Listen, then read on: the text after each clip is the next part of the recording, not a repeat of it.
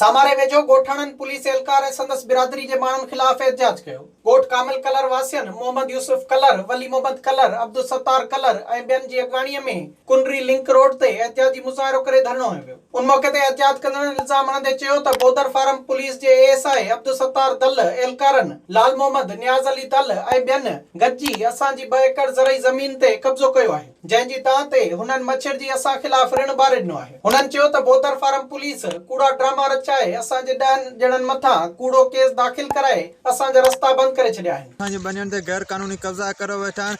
ASI Abdul Sattar दल, नियाज़ अली दल, सुल्तान दल, काज़ी दल, इहे माने पुलिस जा आहिनि माण्हू। इहो असांखे रोज़ धाचो धमकियूं ॾींदा, असांखे माराए छॾींदासीं, हीअं कंदासीं ऐं कूड़नि केसनि में फासाईंदासीं। अॻिते पोइ हिते असांखे धमकियूं ॾींदा रहनि था। असांजी का बि एफआईआर कोन थी कटी वञे। जे असांजा माण्हू हुते वञनि था उन्हनि ते तशदुद करे रवानो करे छॾनि। सूबेदार आहे अब्दुल सत्तार दल, उहो असांजी ज़मीननि ते कब्ज़ा करे वेठो आहे ऐं असांखे मारण जूं धमकियूं ॾिए थो। हुनजा 4-5 केसनि में फासाइण लाइ करे थो। असांजी ज़मीन जा कब्ज़ो नथो हटाए। असां जॾहिं हुनखे चऊं था असांजी ज़मीन जा कब्ज़ो हटा, तॾहिं हुन असां माण्हू मोकिले असांखे तशदुद कयो आहे। त फायरिंग जा आवाज़ थिया, हीउ जेको ॿाहिरि निकिता तीअं हिन खे नवाज़ धकायो कुआड़ी जो ऐं बाबा आहे उन्हनि खे पोइ तशदुद कंदा, मथां पुलिस घुरायूं, उहा पुलिस उन्हनि खे खणी वई आहे। अञा का उन पतो कोन्हे, हींअर असांखे ख़बर पई जेल में आहे।